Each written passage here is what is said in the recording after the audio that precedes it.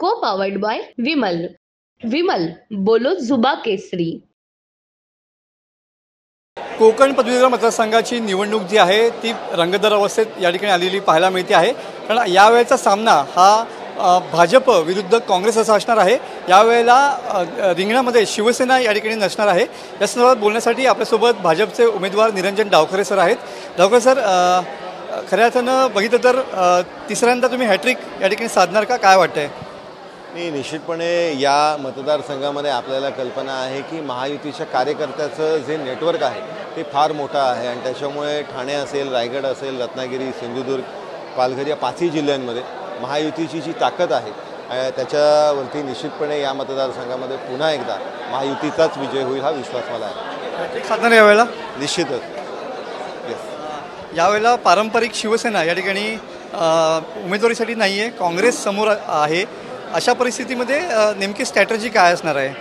नाही, स्ट्रॅटजी याच्यामध्ये सिंपल आहे की महायुतीचा जो कार्यकर्ता आहे, मग तो भारतीय जनता पार्टीचा कार्यकर्ता असेल, तो शिवसेनेचा कार्यकर्ता असेल, तो राष्ट्रवादीचा कार्यकर्ता असेल, यांच्या ताकदीवरती RPIचा कार्यकर्ता आहे. मनसेची फार मोठी ताकद या मतदारसंघामध्ये आज आम्हाला जोडली गेलेली आहे आणि त्याच्यामुळे महायुतीचा जो कार्यकर्ता आहे तो पूर्ण ताकदीने या मतदारसंघामध्ये महायुतीच्या उमेदवाराचा विजय करण्यासाठी हा लागलेला आहे. आणि प्रत्येकाने जी नोंदणी केलेली आहे, खरं तर या मतदारसंघामध्ये आपल्याला कल्पना आहे की सगळ्यात पहिले आणि सगळ्यात महत्त्वाचं काम म्हणजे नोंदणी आहे. नोंदणीच्या माध्यमाने मतदारांपर्यंत पोचणं आणि त्याच्यानंतर त्या मतदाराला मतदान केंद्रावरती नेण्याचं काम हे अतिशय सुनियोजित पद्धतीमध्ये महायुतीचा कार्यकर्ता करणार.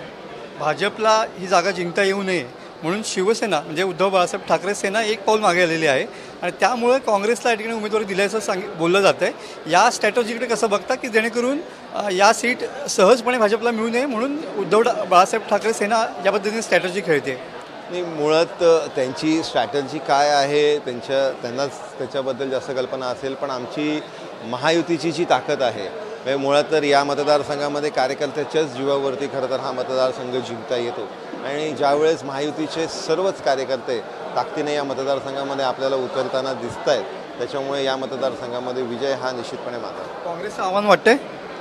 नाही, याच्यामध्ये मी तुम्हाला सांगितलं त्या पद्धतीने महायुतीची ताकद फार मोठी आहे आणि महायुतीचा कार्यकर्ता म्हणजे आज मनसेचा कार्यकर्ता हा प्रत्येक तालुक्यामध्ये आहे, भारतीय जनता पार्टीचा कार्यकर्ता हा प्रत्येक तालुक्यामध्ये आहे, शिवसेनेचा कार्यकर्ता प्रत्येक तालुक्यामध्ये आहे, राष्ट्रवादीची संघटनात्मक ताकद आहे आणि त्याचबरोबर तालुक्यानी आहे त्यांची कार्यकर्त्यांची ताकद आहे. त्याच्यामुळे फार मोठी ताकद आज महायुतीच्या बरोबर आहे. शेवटचा प्रश्न, नेहमीच या निवडणुकीमध्ये काही अदृश्य शक्ती या हात देत असतात, असं यावेळेला हा फरक दिसेल का म्हणजे ती पण मतं किंवा ती शक्ती दिसेल का तुमच्या मागे? नाही, मुळात सगळ्याच थोड्या मोठ्यांचा आशीर्वाद हा निश्चितपणे प्रत्येकाला लागतो, प्रत्येक कार्यासाठी लागतो आणि त्याच्यामुळे सगळेच थोरांचं, सगळ्यात मोठ्यांचं, सगळेच ज्येष्ठांचं, खरं तर सगळे ज्येष्ठ नेते आहेत, सगळ्यांचा आशीर्वाद हा निश्चितपणे भेटलेला आहे, भेटेलच.